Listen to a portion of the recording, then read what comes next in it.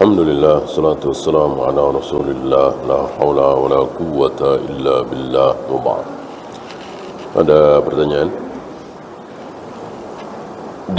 Di mana letak kufurnya sistem demokrasi? Dia meyakini itu lebih baik dari syariat Islam. Kalau tidak meyakini, ya tidak kufur. Ya dia ikut gitu ya. Ya sebagaimana orang yang berzina, minum khamar, berjudi, apakah otomatis dia kafir? Enggak kan?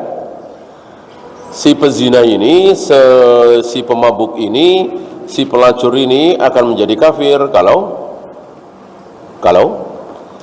dia meyakini bahwa zina halal, jadi pelacur itu enggak apa-apa, berjudi itu boleh, kafir. Jadi keyakinan. Rata-rata para pelacur, para pemabuk, para penjudi, para koruptor, para pembunuh, insya Allah mereka tidak akan meyakini bahwa itu semua halal, sehingga mereka tidak kafir ya. Kalau dia meyakini bahwa saya yakin seyakin-yakinnya bahwa suara rakyat pasti suara Tuhan, kafir ya. Jadi kalau mayoritas rakyat menghendaki, ya itulah kehendak Allah. Ini luar biasa ya kan. Berarti misalnya rakyat India misalnya ya kan. Rakyat India menginginkan pemimpin yang keras terhadap kaum muslimin di India misalnya. Rakyat India mayoritas menginginkan seorang pemimpin yang berani memusnahkan kaum muslimin, mengusir kaum muslimin dari India misalnya. Berarti suara Tuhan itu seperti itu. Betapa kufurnya ya kan? Betapa kufurnya gitu. Tentang demokrasi ini kita jangan terjebak dengan mana dalil pengharamannya gitu ya, mana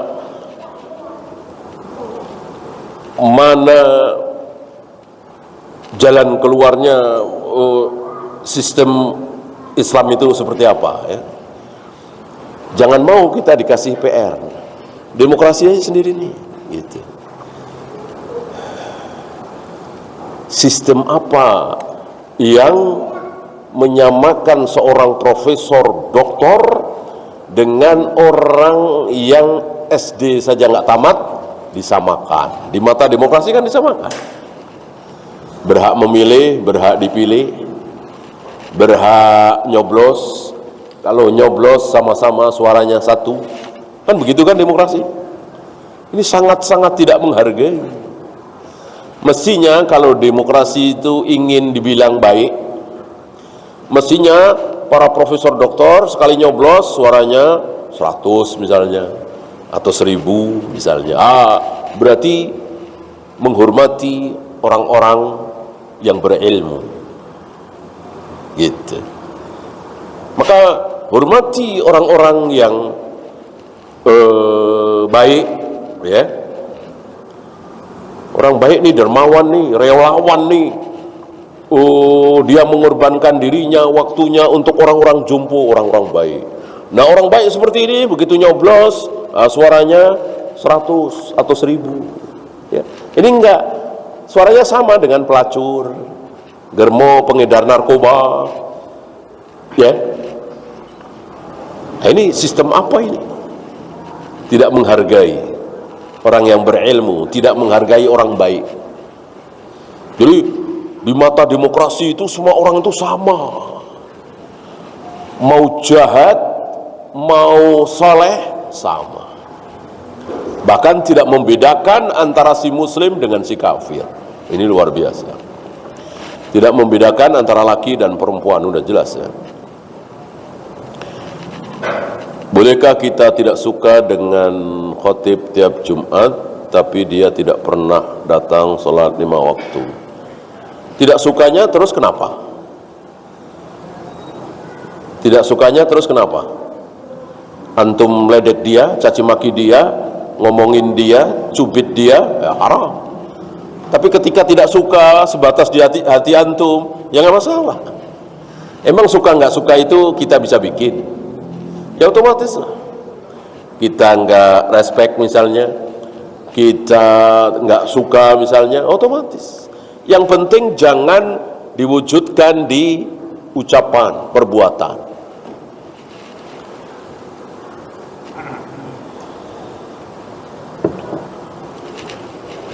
Apakah wanita yang sudah menopause dan tidak berniat menikah lagi tidak diwajibkan berjilbab? Enggak ya. Bisa saja umur baru 40 tahun sudah menopause, wajah masih menarik, badan masih bagus, ya tentu wajib menutup aurat. Yang dimaksud dalam surat An-Nur ayat 60 adalah yang sudah tidak berhajat dan yang sudah tidak dihajati, yang sudah tidak pingin dan yang sudah tidak diingini. Ya mungkin nenek-nenek umur 80-an, ya kan, sudah pada keriput, jalannya bongkok, ya, seperti itu. Apakah mati su'ul khotimah otomatis masuk neraka? Iya, tapi su'ul khotimah di mata, su'ul khotimah di mata Allah, bukan di mata manusia. Gitu. Kan bisa saja ada orang ngejar-ngejar pencuri, ngejar-ngejar maling, dikejar dia ngumpet, nah selamat. Nah kebetulan di situ ada yang mirip dia, kebetulan pakai baju yang mirip misalnya. Ditangkap, dihajar, akhirnya mati. Di mata orang-orang su'ul khotimah nih. Mencuri, ketangkap, dibunuh, ya. Di mata Allah kan enggak, orang dia enggak salah. Ya. Begitu pula husnul khotimah, bisa di mata Allah, bisa di mata manusia. Di mata kita dia husnul khotimah, sedang sholat mati. Di mata manusia enggak. Dia sholatnya itu ria, dia sholatnya itu pamer. Selama ini dia nggak pernah sholat, karena dia ada sesuatu aja, ada keinginan saja sehingga sholat pamer di situ. Ya, Allah Maha tahu. Oleh karena itu kita tidak boleh memastikan, si fulan husnul khotimah karena sedang sholat mati, sedang baca Al-Quran mati, sedang tahajud mati. Dia husnul khotimah. Kita doakan mudah-mudahan beliau husnul khotimah, mudah-mudahan beliau mati syahid, mudah-mudahan beliau diampuni. Begitu. Jangan al-maghfur, al-marhum, al-syahid, tidak boleh. Itu memastikan, pakai alif lam di situ menunjukkan memastikan. Tidak boleh kita menyebut al-marhum fulan, al-syahid fulan, al-maghfur fulan, tidak boleh. Tidak boleh membaca Al-Quran di kuburan. Bagaimana dengan sholat jenazah di kuburan yang ada bacaan Al-Fatihahnya? Perkecualian.